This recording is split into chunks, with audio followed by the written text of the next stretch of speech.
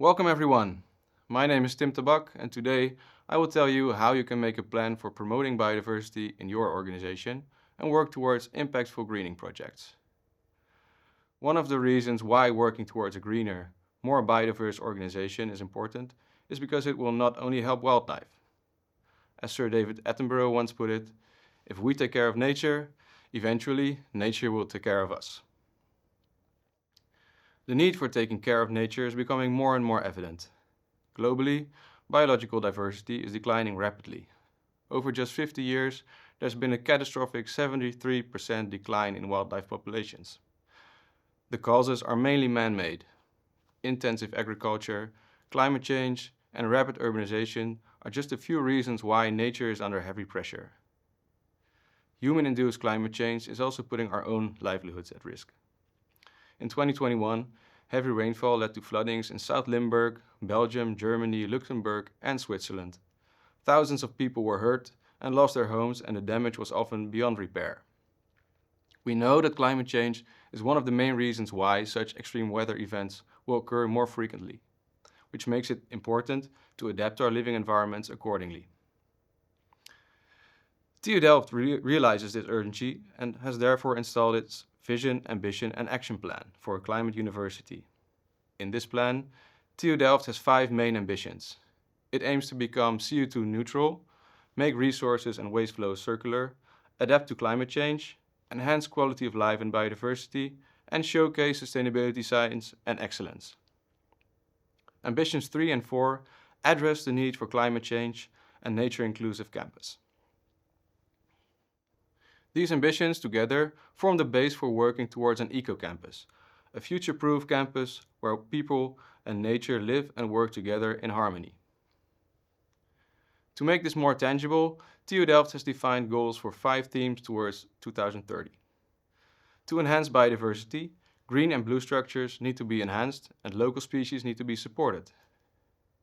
Heavy rainfall will not lead to nuisance and damages to buildings and infrastructure.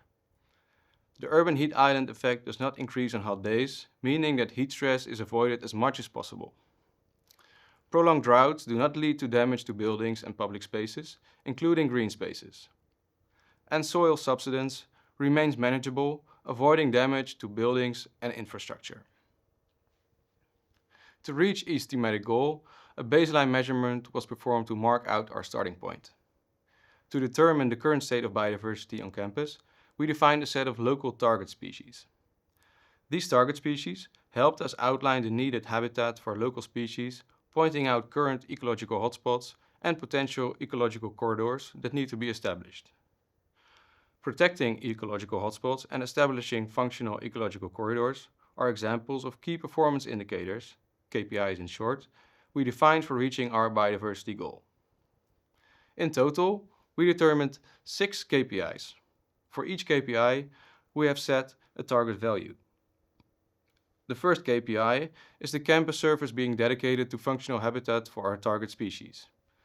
The ecological hotspots are part of this functional habitat. Secondly, we've defined target values for campus surface dedicated to local green space, tree canopy, shrubland, and meadow coverage. We've divided the campus into 3 zones, each with different target values in line with local landscape features. As mentioned before, established ecological corridors are also one of our biodiversity KPIs, followed by eliminating ecological barriers, species diversity in wild bees, and overall observed species richness.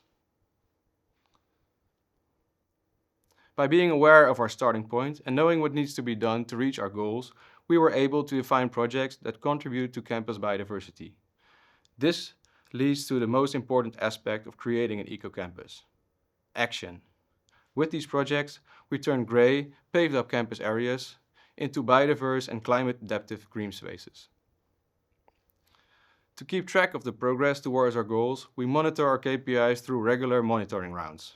For example, by keeping track of wild bee populations and using spatial data to survey trends in green space, tree canopy, shrubland, and meadow coverage. This information helps us to determine whether our efforts have the desired effects, and if not, provides us with the tools to adjust our strategy. To ensure that the campus community is aware of the amazing wildlife on our campus and is involved in enhancing biodiversity, we regularly organize events. Examples of these events include guided nature tours and tree planting days. During the tours, we ask participants to record any interesting plants and animals they encounter and register their encounters using observation.org and the app ObsIdentify. Every year, we've set a goal to observe a minimum number of species. We motivate our community to contribute to this goal by going outside and do as many observations as they can. This also helps us to map which species occur where on campus, which in turn serves as interesting information for our greening projects. To learn more about the approach to creating an eco-campus, you can visit this website. Here you can find information about strategic policy and projects related to greening and biodiversity. Hopefully, you will find some inspiration for steering your own organization towards a green, future-proof, and nature-inclusive future. The most important first step towards this future is being aware that you and your organization are part of a larger ecosystem. Knowing what you are part of and acting accordingly is crucial to create positive impact.